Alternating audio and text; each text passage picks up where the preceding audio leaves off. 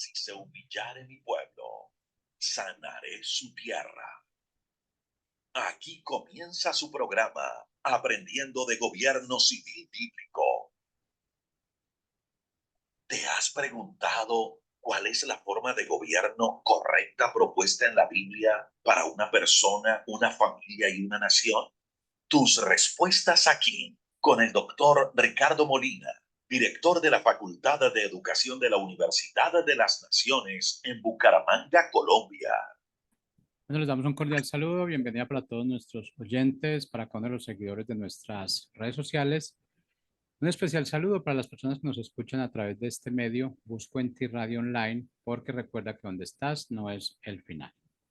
Continuando con nuestra programación, contamos con la presencia el día de hoy de Juan Carlos Polanco, nuestro segmento Gobierno Civil Bíblico. Así que Juan Carlos, bienvenido, ¿cómo estás? Hola Jorge, buenas tardes, bendiciones, espero que esté bien. Bien, gracias a Dios, día lunes empezando una nueva semana, con todo el ánimo, con todos los proyectos que tenemos. Y aquí estamos, eh, contentos, animados, podríamos decirlo. Esta vez me va a tocar estar solo, Pastor Ricardo no va a estar con nosotros hoy. Entonces, vamos a seguir lo que hemos estado hablando durante esta semana. Ha sido un tema bien, digamos, interesante que hemos estado recorriendo eh, temas diferentes, digamos, llegando a una nueva definición cada semana. Y entonces la semana pasada vimos cuál es el gobierno que Dios busca para las naciones y todo eso, ¿cierto? Entonces concluimos en que es la república, ¿cierto? Es la república, el sistema federativo, el sistema republicano, pero uno dice y se pregunta qué significa hoy en día república. ¿Por qué? Porque nosotros en Colombia somos república. En mi caso, en mi país, en Chile, somos república también. Corea del Norte, que es una clara dictadura, República Popular Democrática de Corea, ¿cierto? No sé, Cuba, República de Cuba, ¿cierto? República Popular de Cuba. Entonces, Venezuela, República Bolivariana de Venezuela, ¿cierto? Entonces, ¿qué república hoy en día? Es una palabra que está tan distorsionada, tan desvirtuada como lo es la democracia, como lo es, no sé, los derechos humanos. Hay un montón de cosas que se han desvirtuado, se han distorsionado de su significado eh, original, digamos, y hoy en día significan cualquier cosa, cualquier nación, incluso puede ser una monarquía, todo, y es una república, ¿cierto? Entonces, eh, ¿qué es república en sí? ¿Cierto? Entonces, la república es el gobierno de la ley. Es por eso que con el pastor Ricardo estuvimos hablando la semana pasada acerca de las consecuencias de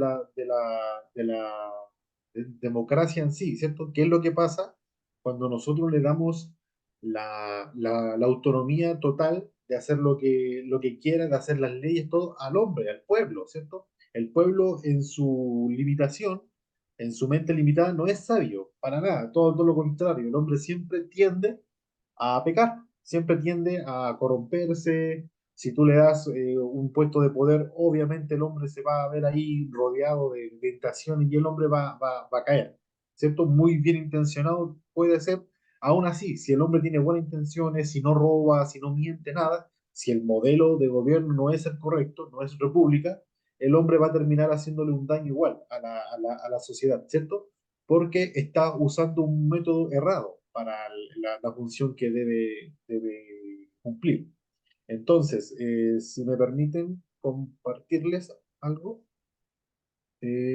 acá, vamos acá arriba.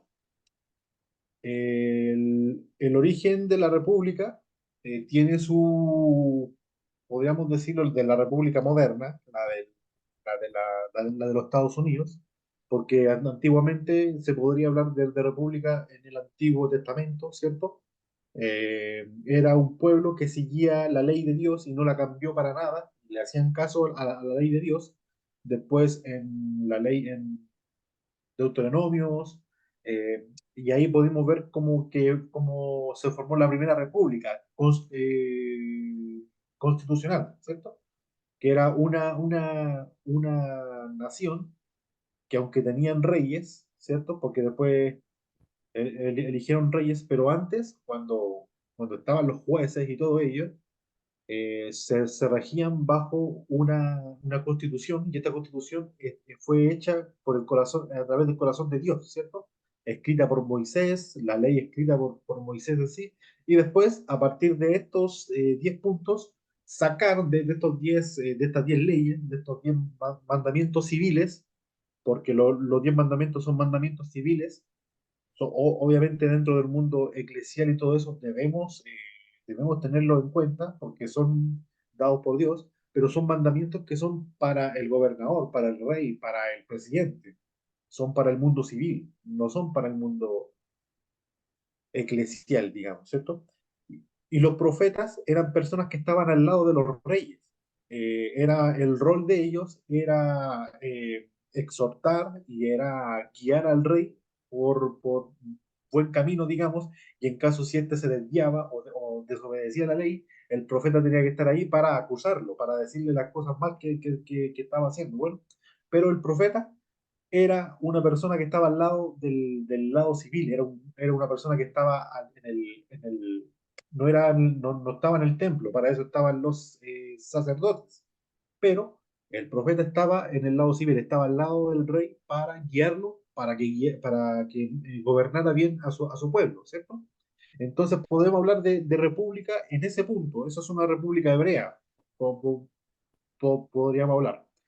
Entonces, la República moderna en sí fue recuperada, o la idea de república, recordemos que fueron tantos años de monarquía absoluta, en donde un solo hombre tenía el control de todo, y en caso de los países católicos, el hombre era también representante y líder de la eh, iglesia, entonces el hombre gobernaba en lo civil y gobernaba en lo eclesial de manera absoluta, ¿cierto? Entonces no había quien supusiera a él, no había quien lo contradijera, porque si tú le hacías o le decías algo que iba en contra de sus caprichos, y te ibas preso o peor, perdías tu cabeza o eras ejecutado. Entonces, las personas que hicieron la reforma, Lutero, Calvino, ahí tienen a todos los reformadores, digamos, ellos fueron a la Biblia y recuperaron el modelo de gobierno que Dios había establecido, ¿cierto? De manera original.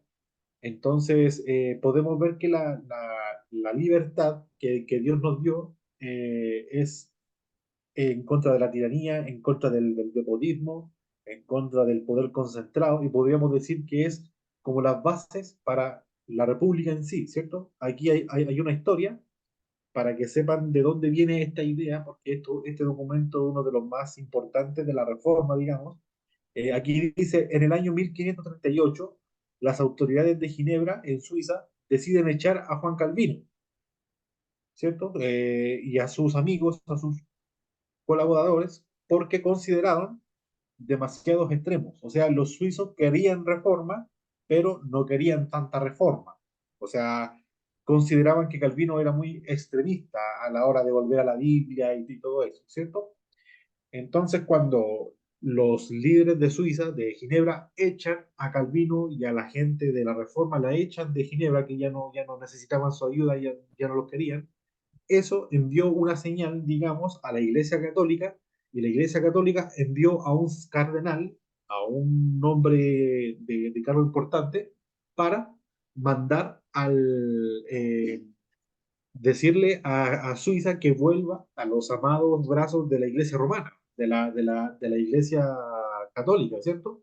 Que lo que estaban haciendo era rebeldía, estaban en pecado, eran mal y tenían que arrepentirse y volver a la Iglesia del Vaticano, ¿cierto? Entonces, esta persona, el cardenal Sadoleto, envía una carta a Suiza, a los gobernantes suecos, suizos, perdón. Envía una carta, y esta carta era para decirles en palabras más, o palabras menos, digamos, que por favor volvieran a la iglesia, que ellos estaban en un acto de rebeldía, que tenían que arrepentirse porque estaban desobedeciendo a la autoridad de Dios aquí en la tierra, ¿cierto? Entonces también eh, eh, profundizó mucho en la soberanía de las instituciones aquí en la tierra en sí, que nadie estaba por encima del rey, nadie estaba por encima del papa, nadie estaba por encima del emperador, ellos eran los que mandaban. Entonces Suiza, al desobedecer al papa, estaban en un acto de rebeldía en contra de Dios, porque le estaban desobedeciendo al representante de Dios aquí en la tierra, ¿cierto? Ese fue el argumento más o menos que el cardenal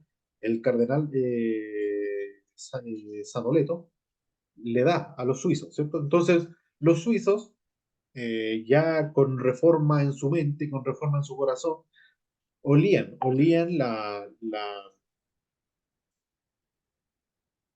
olían, digamos, lo que este señor quería ofrecer, las intenciones que tenían en sí. Entonces, mandan a llamar al cardenal, perdón, mandan a llamar a Juan Calvino de vuelta, que por favor volviera, y que por favor le responda al cardenal Sadoleto. Entonces, aquí dice, las autoridades de Ginebra volvieron a llamar a Calvino para que le respondiera a Sadoleto, y de esto surge una carta escrita como respuesta. Esta carta se demoró 6 días en redactarse. Entonces, el cardenal Sadoleto insistía en el principio de autoridad y que el Papa, eh, y que al Papa se le debía toda obediencia, digamos, ¿cierto? En la carta del cardenal Sadoleto y en la respuesta de Calvino habían dos conceptos opuestos sobre quién tiene la supremacía y quién no tiene la supremacía en sí. Entonces, para el cardenal Sadoleto, la autoridad máxima aquí en la tierra radica en las instituciones, ¿cierto? En el representante del gobierno, en el representante de la iglesia, en todo ello. Pero para Juan Calvino, la respuesta que le dio era que la supremacía no correspondía a las instituciones, sino correspondía a la ley, ¿cierto? Lo más importante era la ley. Entonces, la ley por encima del Papa y del Rey, ¿cierto? La ley en el ámbito espiritual era la Biblia, ¿cierto? O sea, en la iglesia la ley era la Biblia. Estaba por sobre el Papa, entonces el Papa podría hacer lo que quisiera, podría decir las cosas que quisiera o mandar a hacer lo que quisiera, podríamos decirlo, pero si hacía algo o decía algo que iba en contra de las escrituras, Juan Calvino mandó a Suiza a que no le obedecieran. Y claramente el Papa estaba yendo en contra de la Biblia. Era una época en donde había mucha corrupción por parte de la Iglesia Católica en sí, ¿cierto? Entonces, lo que fue el Papa, ¿cierto? Estaba en contra de los pensamientos de los suecos y viceversa. Entonces, Calvino decía eso en el tema de la Biblia, de la iglesia y todo eso, pero también habló mucho en el ámbito civil, en el ámbito político, decía. Y él decía que de la misma Biblia se puede sacar la ley civil, que también hay una manera en la que Dios puede gobernar de manera civil al pueblo, no solamente de manera eclesial, y que el gobernador debía estar sometido a esta ley, no podía cambiarla, ¿cierto? Ni hacer nada para cambiarla, porque la ley de Dios es absolutamente buena para el hombre. Entonces, este tipo de pensamiento de que la soberanía radica en la ley y no en la institución, implicaba la libertad de la tiranía completamente. ¿Por qué? Porque ellos tenían su conciencia tranquila de que no importa que le estaban desobedeciendo al Papa si no le estaban haciendo caso a la Biblia, ¿cierto? Entonces, eso es técnicamente, este documento, esta respuesta que le hizo Calvino al cardenal, se convirtió más adelante en uno de los libros más importantes de la Reforma y en uno de los libros que ayudó a la inspiración, podríamos decirlo, de John Locke, de Alexis de Tocqueville, de William Blackstone, y de los padres fundadores de los Estados Unidos, sí, ¿cierto? Si usted revisa, por ejemplo, eh, la- las cartas que se mandaban por correspondencia, los padres fundadores entre sí, eh, John Adams, a Thomas Jefferson y viceversa, se mandaban cartas y como eran personas de origen reformado, todo, es muy normal que, ¿cómo se llama? Que hayan versículos bíblicos, ¿cierto? Mucha referencia a la Biblia y una cosa, pero uno de los versículos que más, digamos, se mostraba ahí entre todos, en un pensamiento que estaba entre todos en común, es que el corazón del hombre es engañoso, ¿cierto? El corazón del hombre es engañoso para los que lo escuchan y también es engañoso para uno, engaña mucho a la conciencia. El corazón engaña mucho a la conciencia, engaña mucho a las emociones. Entonces, había que cuidarse de este corazón engañoso, de esta condición del hombre en sí. Entonces, para eso, el poder no podía recaer, digamos, en todo sobre una persona. O sea, el único que tiene la autoridad de eso es Dios. Él es rey, él es juez y él es el que hace la ley, ¿cierto? Pero estos tres poderes para una sola persona no pueden haber, tienen que estar separados completamente y tienen que contrapesarse entre ellos mismos. O sea, cada uno de estos tres poderes cuida que el otro no se suba encima del otro y van a ir jugando para que ninguno de estos se suba encima de otro, ¿cierto? Entonces, tomando en cuenta que la república es esto, es la separación de poderes y la ley es la que tiene que mandar en sí. ¿Por qué, por ejemplo, por qué hay una dictadura en Cuba o hay una dictadura en Venezuela en sí? ¿Qué pasa con estos tres poderes? ¿Cierto? No se están contrapesando. ¿Por qué? Porque el poder ejecutivo tiene todo el poder y los jueces y los legisladores les ayudan a él a que tenga todo el poder en sí, ayudan a crear leyes que esclavicen más a la gente, los jueces son corruptos, no hacen nada. Entonces podríamos decir técnicamente que nosotros en América Latina lamentablemente no hemos experimentado aún lo que es una república pura y dura. O sea, nos hacemos llamar república porque tenemos una constitución, pero la constitución si no nos gusta la cambiamos cuando queremos. O sea, tenemos ese carácter en sí. Los países latinoamericanos hemos pasado por no sé cuántos cambios de constitución. En el caso, por ejemplo, de Bolivia tiene como 20 con constituciones nuevas. En el caso de Chile tiene como 9. El caso de Colombia, no sé cuántas constituciones nuevas habrá en Colombia. Colombia pasó por muchas guerras civiles. Yo creo que debió haberse cambiado la ley suprema, la Carta Magna, muchas veces. Entonces, cuando a nosotros, el pueblo, podríamos decirle, nos fastidia algo, no nos gusta algo, hacemos lo que hizo Israel en Primera de Samuel, ¿cierto? Eh, Nosotros somos un claro ejemplo de lo que hizo Israel en Primera de Samuel cuando eligen a un rey, ¿cierto? Cuando el pueblo se dio cuenta que la ley de Dios no le gustaba mucho y comenzó a ver a las otras naciones que le gustaba lo que hacían, le gustaban las prácticas que tenían, le gustaba por dónde estaban llegando. ¿Por qué? Porque los dioses de las otras naciones les dejaban hacer lo que ellos quisieran.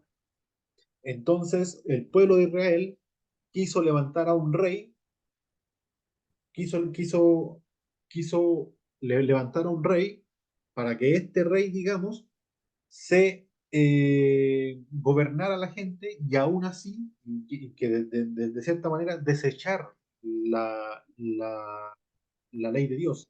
Y es técnicamente lo que nosotros hacemos hoy. Hoy nosotros podemos decirle a un presidente, a un candidato, yo voto por ti, pero tú dame tal cosa. Yo voto por ti, pero tú dame tal cosa. Y eso es técnicamente lo que hizo el pueblo. El pueblo decía, levantemos a este rey para que este rey nos dé lo que nosotros queramos. Y dicho y hecho, ¿cierto? Entonces después vemos que Samuel le dice a Dios, Dios, este pueblo está rebelándose, pasa esto, pasa esto, pasa esto, y Dios le dice, no, no, no, tú quédate tranquilo porque no te están rechazando a ti, me están rechazando a mí, dice Dios. Pero tú adviérteles lo que va a pasar si eligen un rey. Van a pasar muchas cosas si eligen un rey. ¿Y qué es lo que va a pasar? Y va Samuel y le advierte al pueblo, ¿quieren un rey? Perfecto, van a tener un rey. Pero esto es lo que va a pasar. Este rey va a tomar a sus hijas como doncellas, va a tomar a sus hijos como guerreros, va a tomar el cultivo de sus tierras y se la va a dar a sus generales, va a tomar a sus mejores caballos para la batalla, va a tomar todo, lo va a esclavizar técnicamente. Y aún así, el pueblo, en un acto de rebeldía, por querer hacer lo que ellos quisieron, le desobedecieron a Dios y eligieron un rey, ¿cierto? Después de eso, se viene una época, bueno, sí hubo mucha corrupción en los jueces, el pueblo se alejó de Dios completamente en jueces, pero los reyes también no hicieron nada bien, o sea, fueron terribles los reyes también de Israel, personas completamente corruptas, incluso personas que uno dice que son como ejemplos, tuvieron muchas fallas en sus vidas, ¿cierto? Ahí tienen al rey David, ahí tienen a Salomón, ahí tienen a un montón de personas que tanto moralmente, digamos, como podríamos decirlo de manera mental, de manera corrupta, estaban completamente desviados. Eran personas que estaban corruptas, que conspiraron en contra del prójimo, que se corrompieron moralmente completamente, tuvieron muchas esposas, hicieron lo que quisieron, se enriquecieron, desobedecieron la ley muchas veces. Y cuando el profeta le iba a, a recalcar, digamos, a decir, muchas veces los reyes mandaron a apresar a los profetas porque no les gustaban las cosas que le decían, ¿cierto? ¿Por qué? Porque el hombre tiende a corromperse cuando tú le das poder absoluto en sí. Entonces, hay una separación de poderes entonces, ¿cierto? Está el poder ejecutivo, el poder legislativo y el poder judicial, ¿cierto? Están los jueces, o sea, está los que hacen la ley o los que hacen que la ley se obedezca, ¿cierto? Están los legislativos y nosotros, el poder legislativo debe ser únicamente para hacer leyes que vayan conforme a la palabra de Dios. Como yo dije hace un rato, la ley de Moisés, los 10 mandamientos y todo eso son las bases para que nosotros comencemos a, digamos, a poner leyes que sean de bendición para el país, ¿cierto? Leyes que no vayan en contra de Dios, ¿cierto? Entonces, por ejemplo, uno de los mandamientos es no robarás. Ya automáticamente hay muchas leyes que se pueden hacer en contra de eso, ¿cierto?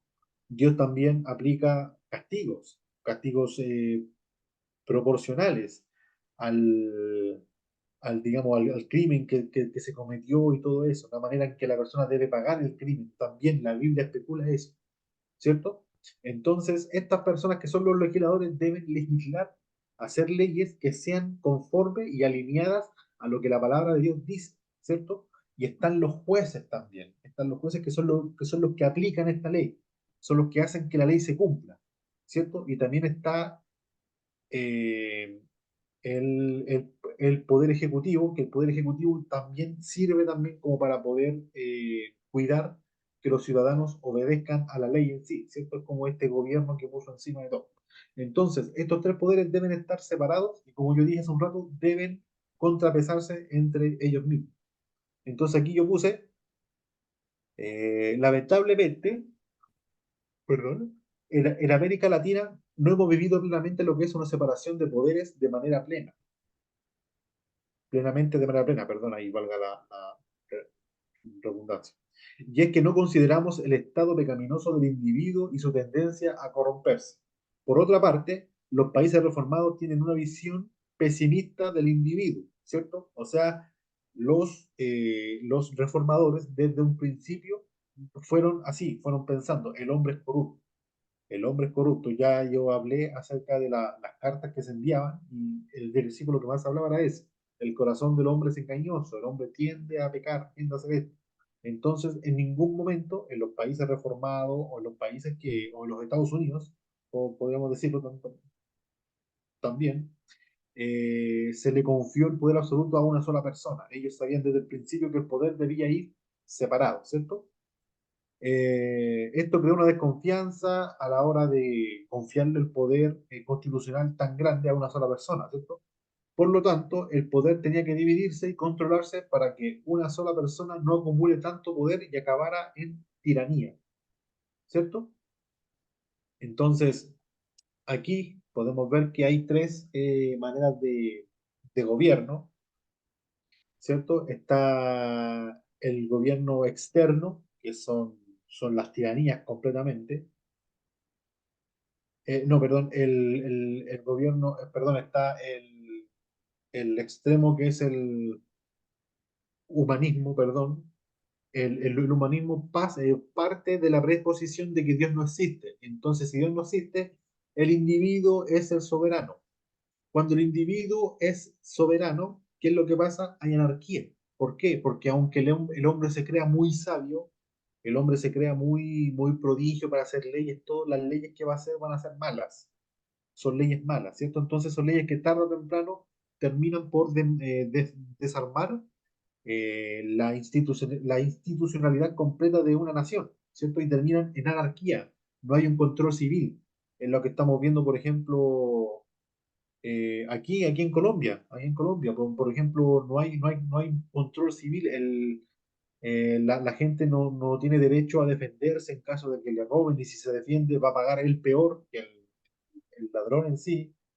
Ayer con mi esposa veíamos como, por ejemplo, en Canadá, las leyes que se están haciendo son para esclavizar a la gente completamente con lo que está pasando con lo de ideología, con lo del aborto, con todo ese tipo de cosas.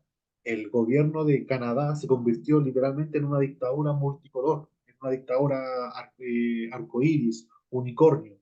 ¿Por qué? Porque están haciendo leyes que prohíben a los padres, eh, que los padres eduquen como ellos quieran a sus hijos, están introduciendo la fuerza, están manipulando la prensa, están manipulando los canales de televisión, el Internet, Google tiene que pagar un monto de 100 millones de dólares anuales para poder meterse a Canadá y de manera restringida. O sea, ¿qué diferencia hay entre Corea del Norte y Canadá en estos momentos con el tema del Internet? Ni una, no hay ni una, no hay ni una diferencia. Canadá está restringiendo el Internet, te está vigilando. O sea, si tú buscas algo relacionado con Provida, con un montón de cosas, con cosas que van conforme a los valores bíblicos, tú buscas algo en internet y te investigan y pueden hasta llevarte preso. O sea, están haciendo leyes para esclavizar a la gente, así es una tiranía, ¿cierto? Pero eso pasa porque eso es el resultado del humanismo en sí, ¿cierto? Estos juegan, se tambalean desde allá hasta acá. Entonces no hay control civil y no hay gobierno, ¿cierto? O sea, hay una ley completamente. Cuando no hay gobierno, el destino igual es muerte. Hay anarquía, es muerte igual, pero es suicidio.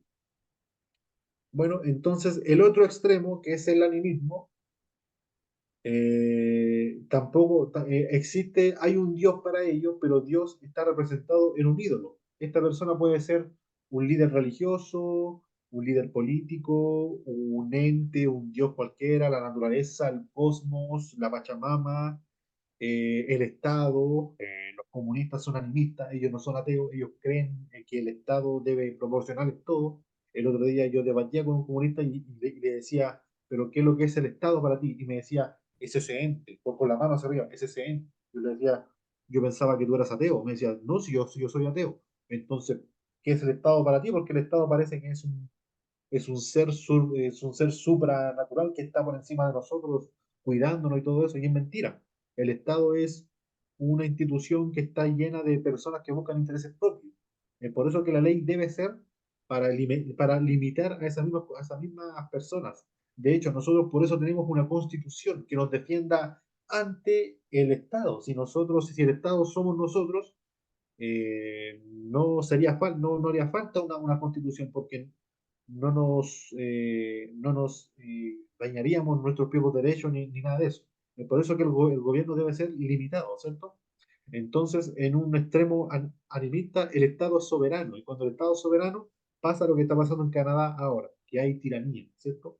Que ellos son los que deciden cómo educar a tus hijos, ellos son los que deciden qué es lo que debes comer, qué es lo que debes gastar, cómo debes manejar tus finanzas, cómo debes manejar tus horarios, tu libertad, todo. Entonces, cuando hay tiranía, hay un control civil total y hay un gobierno externo completamente, no hay gobierno interno. ¿Qué pasa? ¿Cuál es el resultado de esto? También es muerte, pero no es suicidio, sino es homicidio, ¿cierto? Porque el resultado es muerte igual, pero a cambio de la anarquía que tú te mataste solo, aquí hay alguien más que está encima tuyo tratando de acabar contigo, ¿cierto? Y por tercer, eh, eh, o por último, digamos, está la perspectiva bíblica de gobierno, y esta en la República, ¿cierto? Entonces, en esta, podríamos decirlo, en esta línea, Dios existe, parte desde esta preposición de que Dios existe, y si Dios existe, Dios es el soberano. Él es el que manda, Él es el que hace la ley, el que todo. Entonces, cuando entendemos eso, nosotros automáticamente le hacemos caso, entonces no hay ni anarquía y tampoco hay tiranía, hay libertad con ley, ¿cierto? O sea, lo que es el autogobierno cristiano. Yo me gobierno bajo la soberanía de Dios, ¿cierto? Ese es el gobierno cristiano en sí. Entonces, es un gobierno por consentimiento, ¿cierto? Eh, Nosotros pensamos que por votar por una persona le estamos dando el consentimiento, pero es mentira, no es así.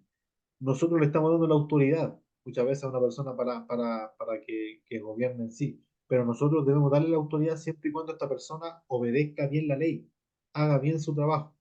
Yo les pregunto hoy en día, nosotros votamos por una persona para que haga bien el país. ¿Esta persona está haciendo bien su trabajo o no está haciendo bien su trabajo hoy en día? No, ¿cierto? Absolutamente no. Entonces, es un gobierno por consentimiento. Nosotros debemos seguir el ejemplo de Dios, el ejemplo de la Biblia. Cuando Dios le va a gobernar al pueblo de Israel, le pregunta tres veces le pregunta al pueblo si quiere que él sea su rey o su gobernador o no.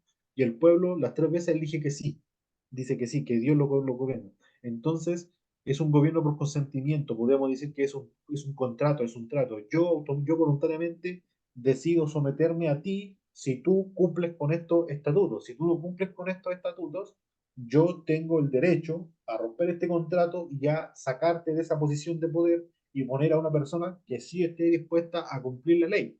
Entonces, el gobierno por consentimiento es ese. Entonces, cuando hay un gobierno por consentimiento, significa que yo sé cuáles son mis derechos, sé cuáles son mis libertades y sé cuándo están siendo violadas, cuando están siendo ultrajadas, ¿cierto? ¿Por qué? Porque hay un gobierno interno. O sea, si yo me porto bien, si yo sé cómo educar a mis hijos, yo no tengo por qué tener un gobierno externo diciéndome a mí de cómo debo manejar esta situación.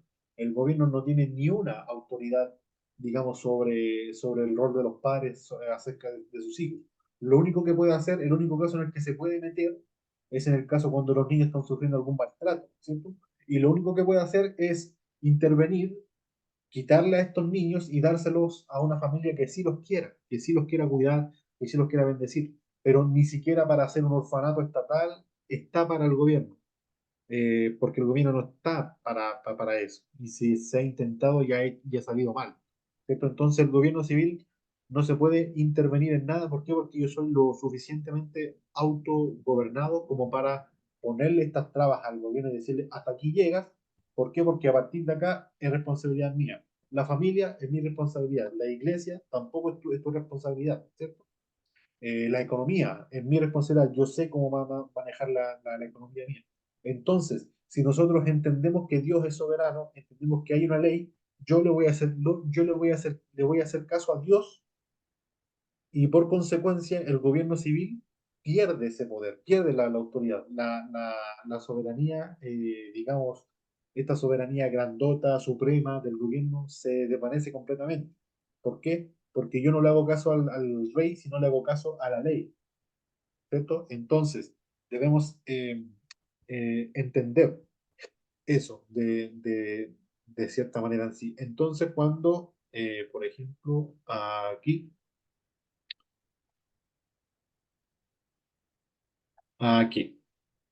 no, sí, esto también.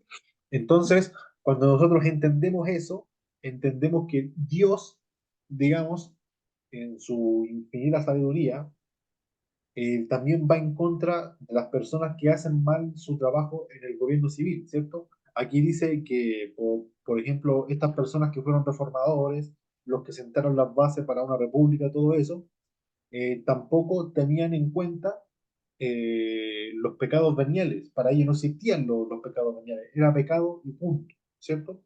Para el mundo católico fue todo lo contrario. La Iglesia Católica diferenciaba entre los pecados mortales y los pecados veniales, ¿cierto? Entonces, por ejemplo, los pecados veniales son aquellos que supuestamente te puedes quitar con una confesión u orando Ave María, según el mundo católico en sí. Entonces, esto ya es parte de nuestra cultura, ¿cierto? Pero lamentablemente, como dice acá, dentro de estos dos pecados veniales está el hurto y la mentira. O sea, a nosotros, como latinos, herederos, digamos, de la filosofía católica de España, nos molesta que nos mientan, ¿cierto? Nos molesta que nos roben, ¿cierto? Pero no lo condenamos, no lo castigamos, ¿cierto? ¿Por qué? Porque robar es un pecado venial. Entonces, si alguien roba o alguien miente, ay, perdón, mentí, no lo vuelvo a hacer nunca más. Y al rato después está haciendo exactamente lo mismo, porque ya no acostumbramos a soportar este tipo de conducta. El problema es cuando tú, por ejemplo, en vez de robarte cuando estás en un trabajo y te robas, no sé, los insumos del trabajo. Por ejemplo, estás en un hotel y te robas las toallas, o los cepillos, o los shampoos.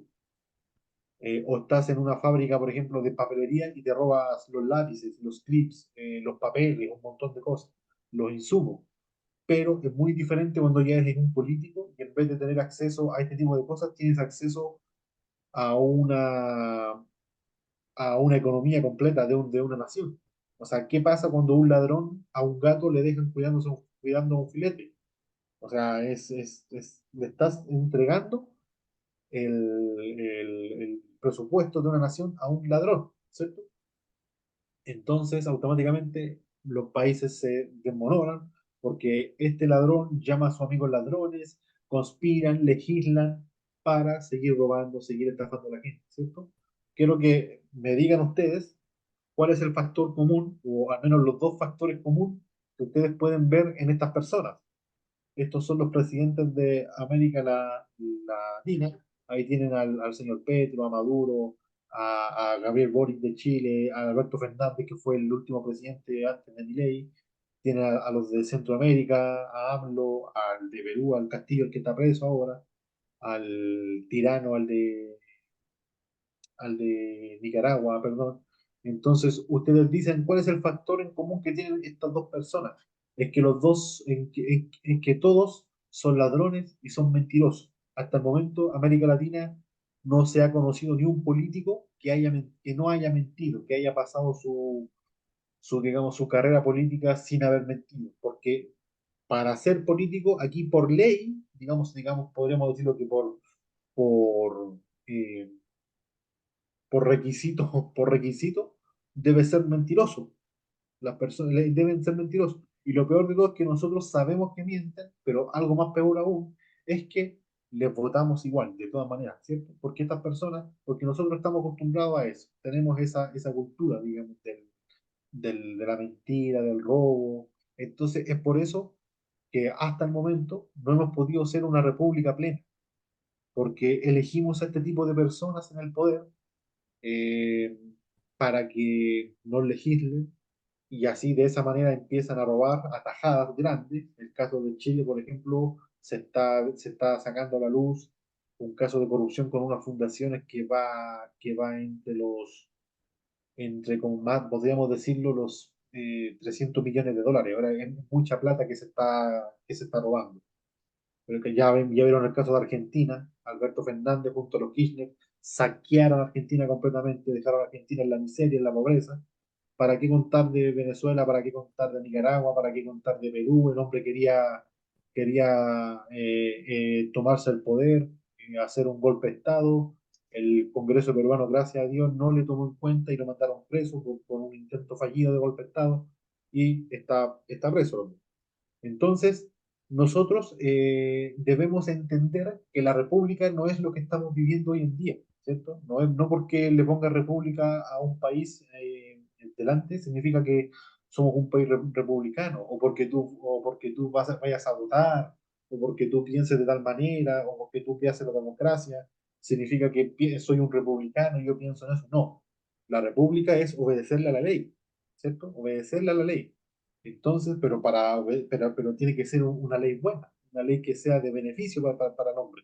Nosotros como personas bíblicas siempre vamos a estar del lado en que nosotros legislemos de manera alineada con la palabra de Dios, porque nosotros somos convencidos de que Dios es el único que puede sacar las sociedades a la prosperidad, a la libertad, adelante, a todo, ¿cierto?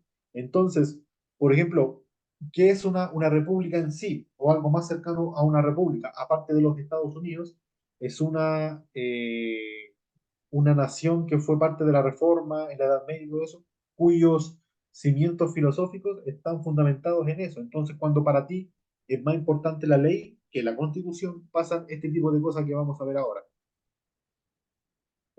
Podemos ver que la reforma frenó la corrupción. Ella es Mona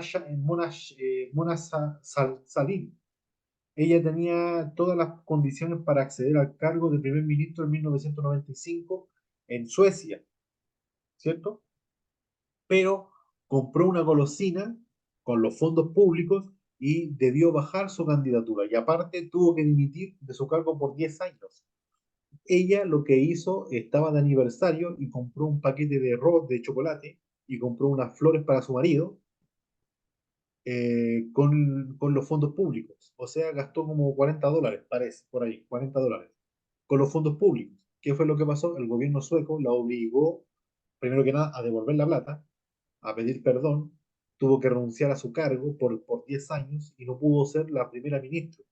O sea, cuando tú sabes que la ley es la ley, el político debe hacerle caso, ¿cierto? Porque el pueblo le está haciendo caso a la ley y el pueblo le responde a la ley. Entonces, si tú estás ahí en ese puesto de poder, es para hacer obedecer la ley, ¿cierto? Hoy en día nosotros votamos literalmente para que el gobernador que tenga poder cambie la ley al gusto nuestro. Y no, nosotros debemos tener el autogobierno suficiente para gobernarnos en sí. Los Estados Unidos fueron un caso excepcional en todo el mundo porque fue algo, un experimento nuevo que se creó en el alrededor mundial, este experimento republicano, esta nueva nación, con los tres poderes separados, con un gobernador que elegía el pueblo. Este gobernador debía bajarse del poder cada cierto tiempo y elegir a uno nuevo para que no haya para que el hombre no se para que el hombre no se aperne en el poder, no se aperne de apernarse como pernos, digamos, que no quede estancado en el poder, poner a otro. Entonces, ¿por qué? Porque su base filosófica fue, perdón, aquí no, aquí, no, perdón, mentira, mire, este otro ejemplo, digamos, de, de cómo se fundó los Estados Unidos. O sea, este pacto, el pacto de Mayflower, es el corazón, es el cimiento filosófico, digamos, de lo que es los Estados Unidos en sí. O sea, vamos a hacer un pacto y vamos a obedecer este pacto en sí. Entonces, los foráneos eran las personas que viajaron en Mayflower, pero que no eran los peregrinos, eran marinos que estaban ahí, mercantes, viajeros, reconociendo que no estaban bajo ningún gobierno en ese lugar inhóspito, que llegaron al Nuevo Mundo, amenazaron con sublevarse, ¿cierto? Entonces, antes de desembarcar, los peregrinos escribieron un documento de gobierno para todo el grupo, ¿cierto? El propósito de este documento era de definir entre ellos una autoridad y establecer una promesa de obediencia. Ahí está lo que yo digo que es el gobierno por consentimiento, ¿cierto? Yo firmo esto y yo automáticamente me someto a lo que este papel dice, ¿cierto? Pero a lo que dice este papel, la ley, no a lo que dice tal persona ni tal persona. Por bendición, los puritanos, los peregrinos eran personas bíblicas completamente, entonces la ley que hicieron fue alineada completamente con la Biblia en sí, ¿cierto? Este documento declaraba que como cuerpo civil se reunirían para hacer un marco de leyes y ordenanzas para el bien de toda de la colonia, prometiendo obedecerlas, ¿cierto? Entonces, este fue el pacto de Mayflower, cuando los peregrinos llegaron a los Estados Unidos y antes de bajar del barco, pactaron, y ahí están los apellidos de todos los padres de familias del barco que estaban viajando, digamos, y pactaron para obedecer a este documento y estar bajo una ley, una república, ¿cierto? Obedecer a esta ley. Entonces podríamos decir que este pensamiento llegó a los Estados Unidos y se plantó ahí, ¿cierto? Entonces aquí dice el carácter de los peregrinos. Dice, algunos aspectos del carácter de los peregrinos deben ser mencionados, ya que forman parte de la herencia espiritual y moral de América.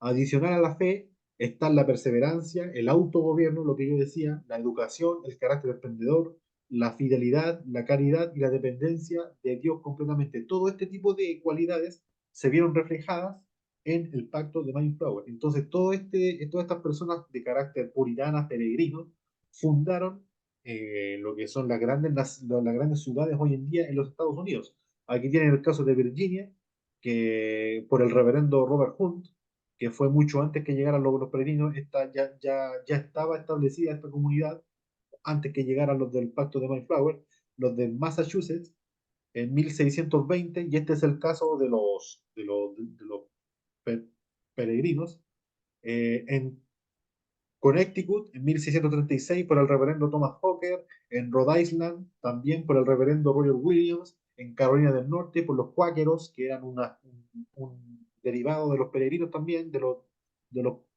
puritanos, en Georgia, el doctor Thomas Wright y el general James, perdón, es James, el James Oglethorpe. Esta persona, el general, era un reformado de tomo y lomo, fue una persona muy, muy reformada. eh, Nueva York por el reverendo Jonás Michaelus. Este era un reverendo holandés, y Nueva York en ese tiempo se llamaba Nueva Ámsterdam.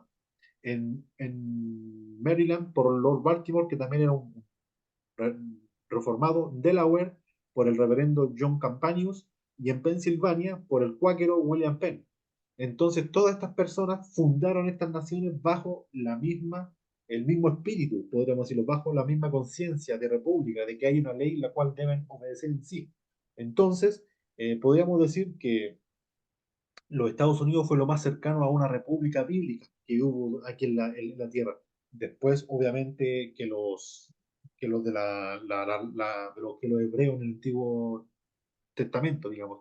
Entonces, aunque hoy en día, ya dejo de compartir, aunque hoy en día los Estados Unidos se desvió completamente de su propósito, están cambiando las leyes, se están volviendo inmorales, están perdiendo sus valores completamente, no podemos negar que en estos 200 años de historia no han tenido ni una revuelta, no han tenido ni una dictadura, no han tenido ni una dictadura de izquierdas, ni una dictadura de carácter fascista, de carácter comunista. Han tenido una guerra civil, que es una guerra civil en comparación con toda la que hemos tenido nosotros en América Latina. Colombia tiene 54 guerras civiles. Entonces es una nación que ha sido un faro de luz para la inspiración, digamos, de otras naciones. Entonces, la república es eso, es yo me someto bajo la soberanía de Dios. Hay una ley a la cual debo hacer caso y nos sometemos. Bueno, entonces ya la próxima semana vamos a seguir hablando del tema, vamos a continuar, y le damos las gracias de verdad a los que nos escucharon en vivo, a los que nos van a escuchar después por diferido, y nos vemos el miércoles. Bendiciones del Altísimo, que estén bien.